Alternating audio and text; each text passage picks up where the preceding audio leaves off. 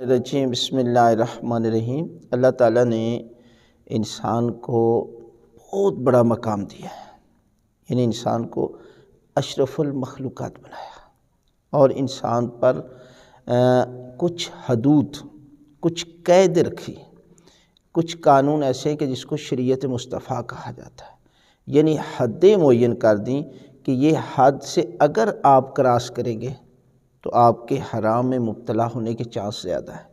اس لیے وہ لوگ کہ جو کسی کی شرمگاہ کو ہاتھ لگاتے ہیں، ہاتھ لگانا حرام ہے، بہت بڑا گناہ ہے۔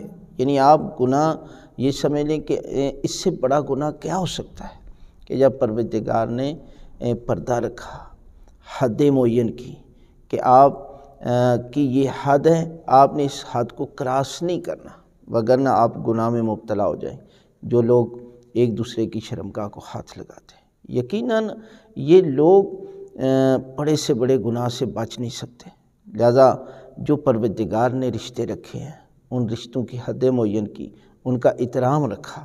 اگر آپ اس رشتے سے ہٹ کر آپ رشتہ بنانا چاہتے ہیں تو یقیناً آپ دیکھیں میاں بیوی، یہ عظیم رشتہ ہے کہ یہ ایک دوسرے کو ہاتھ ملا سکتے ہیں۔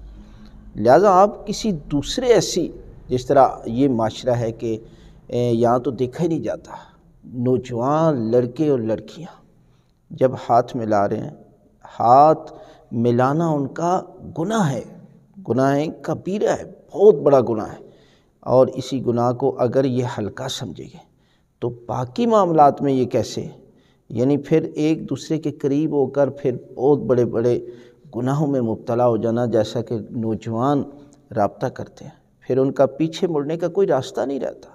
لہذا ایک دوسرے کی شرمگاہ کو کسی صورت میں بھی ہاتھ لگانا بہت بڑا گناہ ہے۔